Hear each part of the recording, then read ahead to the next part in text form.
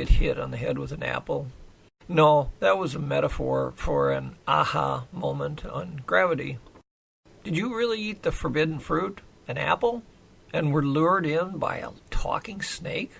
No, it was really a green pepper. The apples had worms that made funny sounds. People thought it sounded like talking. So the story kind of changed over time? Yeah, those things happened. Do you ever wear clothes? Don't you get cold at night? No. And yes, it does get a little cold at times. And these leaves do itch. What is that gravity thing you talk about? It's a force that keeps us on the ground. So we'd fly like birds without gravity? Well, sort of. You'd just float around in space. Did your son Cain really kill Abel? No, that was a metaphor. The good and evil, you know. Abel was killed in a cart accident. A car? No, a cart. He was hauling pigs to market and fell off the cart. He was a farmer, you know. What about the offerings and sacrifices and God-favoring Abel thing? Well, they butchered animals for food and prayed, but they didn't sacrifice them. We weren't like pagans. So the stories were sort of like apples representing good and evil? Yeah, but the apples did have worms. They weren't very good. What kind of apples were they? Mostly red. Worms like those the best. Are you a lawyer with all those laws?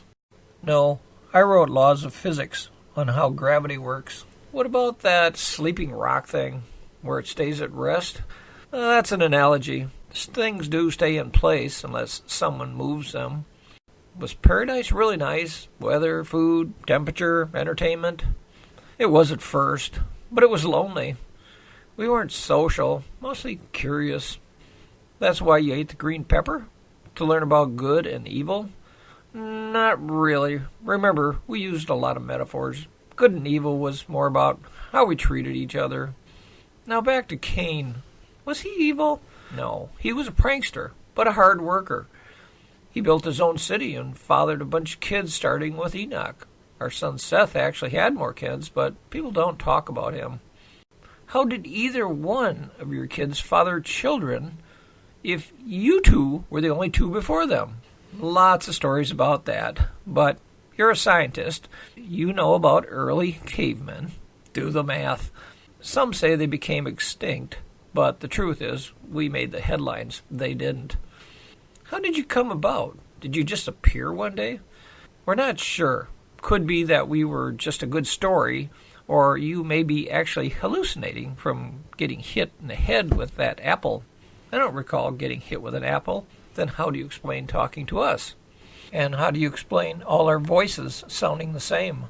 I hadn't thought about that. Usually those questions aren't answered in the books. It just happens. Yeah, kind of like us. We just happened. For sure.